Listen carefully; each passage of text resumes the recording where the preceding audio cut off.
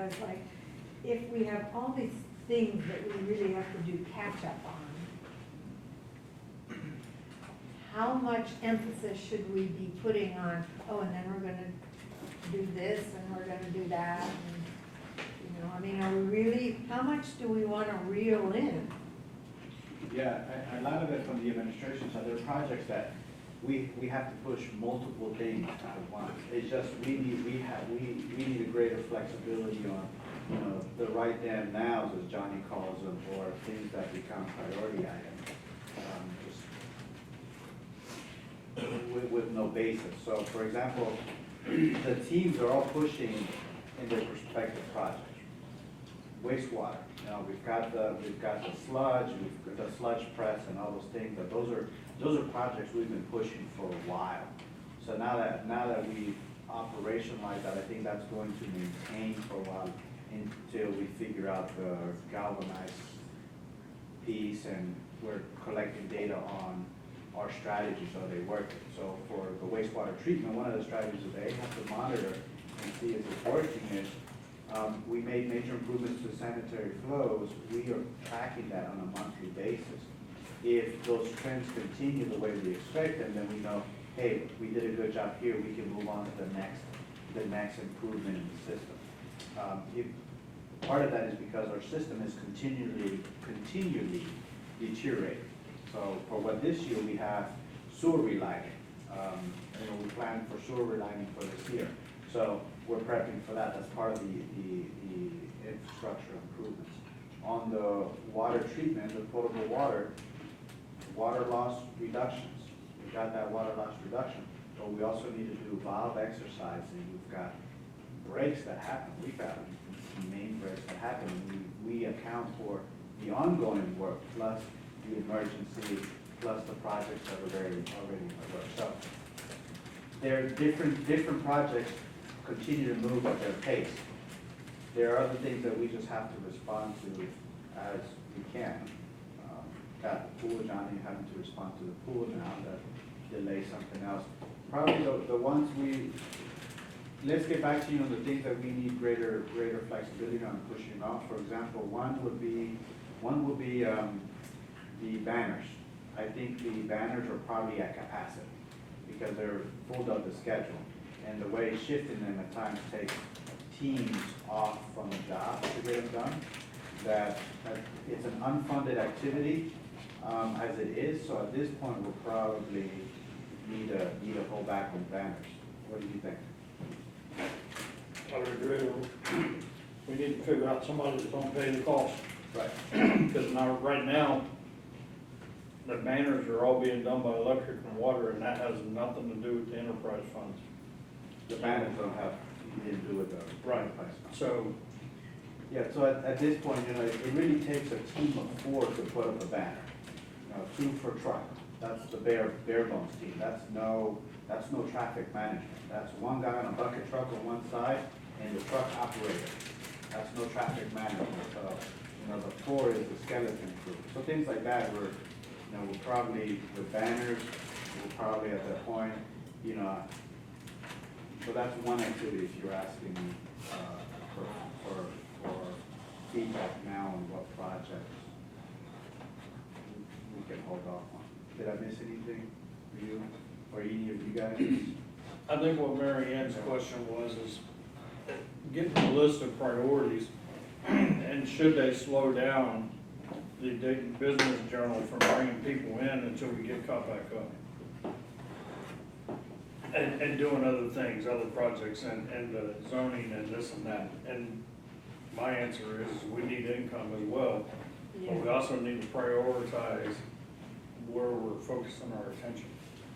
I might be wrong, Johnny, but I think that's also kind of the goal of today, right? And so these are our goals, and if something that needs accomplished doesn't fit into these are what we have to prioritize, is what we're saying, 'cause this is what we need to do to progress. So I'm at least speaking for me personally, so if something were to come up public safety wise, it was non-emergent, it didn't fall into these 3 priorities for me right now, it would be secondary to these issues, so. So this perceived priority matrix, the color coded sheet, Yeah. whether each section's, you got staff, council and citizens, whether each list is listed in priority order, I would wonder, you know, you can make statistics answer whatever question you want, depending on how you ask the question. So if we were to add, just as an example, a concern under the council list about stormwater, and then we did a Venn diagram between the three, what we're trying to look at is not your priority or this priority, but what are the things that we all have expressed concern about? It might end up being a high priority issue, might not.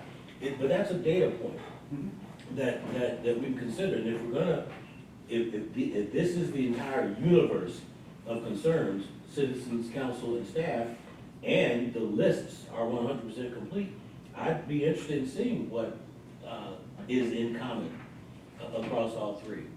And again, using, I submit that the council list should include a stormwater fee, concern, then you do that Venn diagram, and then all three entities are interested in a stormwater fee. Well, you know, we're known as a progressive community, but I'm wondering if maybe we might need to start thinking about ourselves as a conservative community.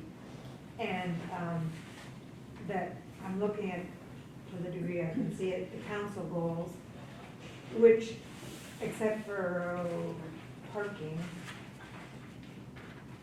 and housing, that don't align into this, I'm not really seeing the staff so much. But I think also, but, keep in I mind mean- it's perceived, Yeah. so. Yeah, okay, but I mean, so council goals should include having a functioning infrastructure system. Right. And to the degree that our infrastructure system is not functioning, then that needs to be a high council goal, I think. I mean, if council is, if our basic task is providing the basic services, which are our infrastructure, public safety, parks, I guess, then those need to come in as council goals. Right, and I think what the village team, this is them telling us that their perception is we are not prioritizing infrastructure. Even though it's on this goal sheet, our actions and the time that we spend and the things we direct, they're not reflecting that. And, So, and I'm suggesting that as council, we might sort of shift how we think of ourselves as, ooh, progressive, and we're gonna do this, and we're gonna do that, and this new thing, and sort of reel it in. yep. Yeah, I think, that's right. So, can I speak up on that? Sorry, I shoot. And there's just like some natural tension, like that I think that's part of, I mean, I think we should, again, I think we should reel it in. It sounds to me like there's too much going on, we gotta say no to more stuff. And it would make sense that, you know, that there's not anyone's job, I don't think, whose job it is to be, I mean, I guess maybe Josue's, to be promoting the village values that are a primary component of the reason that people move here and live here, right? It's someone's job to maintain infrastructure, but not to say, hey, we want to be a progressive, you know, home for people. We want to, you know, break ground on being, you know, as inclusive as possible and whatever. So just to say, like, this is, yeah, we should figure out how to do some of this, and there's going to be some healthy tension of like figuring out how do we talk, how do we pursue these values within the context of our budget. So I don't want us to go. I think we got to find a good balance. That's all. I don't want us to act like we're not going to care about arts or social justice or public events, because if we don't do, like this morning we talked about giving another $1,500 to Juneteenth. It's like, I think we should do that. And also, it sounds like we need to give a whole bunch of staff members $1,500. So maybe we shouldn't be giving $1,500 to Juneteenth every time. And of course, if we don't do Juneteenth, then we start to become a community that people don't care about Juneteenth, and you know, that's not what we want to do. So anyway, everybody gets this, right? It's a balance.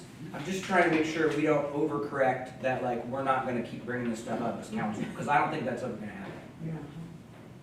Yeah, and the perceived matrix is not Yeah, I get it. Yeah. And I'll just say that, I agree with you, it's a balance, but right now it's lopsided. I hear you. It's lopsided. Yeah. I mean, And I I was, was, Osway heard it at Public Works, you know. We got all these events, we bought an affordable housing, and we gave staff 2.5% COLA.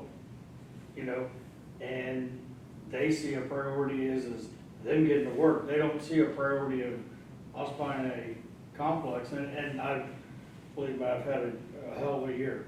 But I've told my wife, what staff perceives is if I go out and buy a brand new Corvette, holy shit, he's rich, he's got a brand new vet, but they don't see that I got a $2,500 payment, Right. right?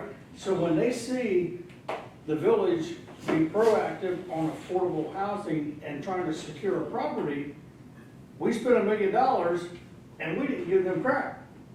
And you can't change that point of view because we invested that money.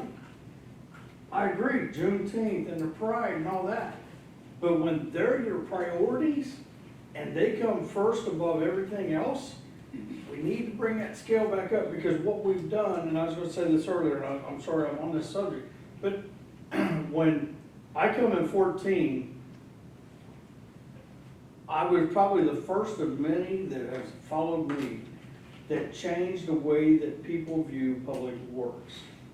We went from, I kid you not, this was going on when I got hired here, because a week had my job, I'm like, holy shit, I may have messed up. And my wife said, well, I thought you was gonna change it. And then I had to say, okay, challenge on. But when I come here, you had an electrician or a lineman sitting in a tool cage 7.5 hours of the day doing crossword puzzles. You had another one bird watching in the glens. You had another one scratching lottery tickets. And you had a superintendent that was trying to do everything else.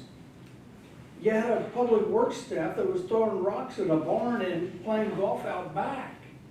Now what happens is now you have brand new staff. Brian, I agree with you, man. We've made major improvements. The water treatment plant. We've done all the sidewalk grinding. We've done the improvements for the sludge press. We've done all this. But it's because of the staff that we've hired and the council. But now what's happening is it's shifting that weight.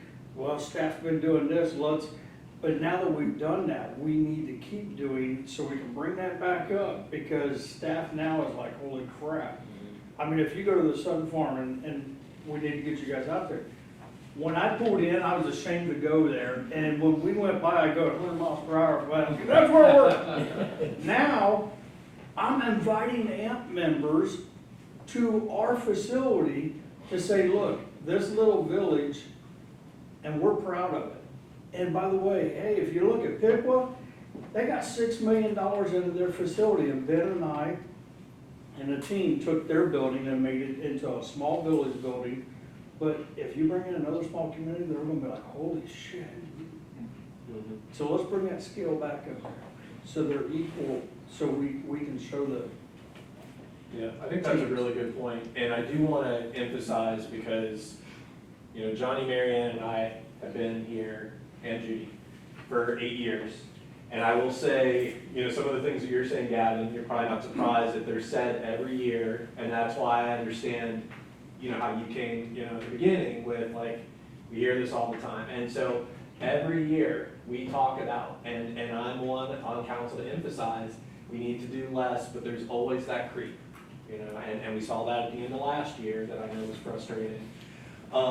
So, you know, part of what I'm hearing Johnny and the team say is, okay, you say this, don't forget it, right? And I think that's really important. So I have one suggestion in that regard, is that at council meetings, we always have, and not just at the end under village manager, but somewhere in the middle or beginning, this is where we are with whatever, I mean, it could be a rolling, this is where we are now with our sewer system, and this is what's happened, this is what we need to do, these are the problems, these are the successes, or whatever, so that we're always having some of the fundamental actions that we're responsible for up front in our counseling.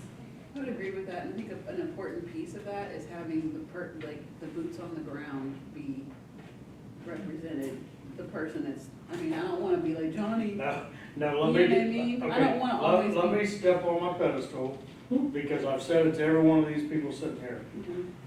It really shows where council is with staff, when at the end of the meeting, you say, Josue, you got about 5 minutes, give me the highlights, that's all we need to do, because I got news for you, I don't believe any one of you guys read his staff report. Oh, We take the time I to do. put it out Yeah, there, yeah. but here's the thing, how many citizens do? He should be first and say, this is what we've done, this is what we got going on. But to be honest with you, he's the last minute, and to be honest with you, I think it's a disrespect to him to say, hey, you got about 5 minutes, because we'd like to be gone. We've talked about nothing for 3 hours, and I'm just saying nothing. I'm saying, we No, find. I feel the same way. We find stuff. I'm sorry to overwhelm the meeting. I'm I'm sorry to overwhelm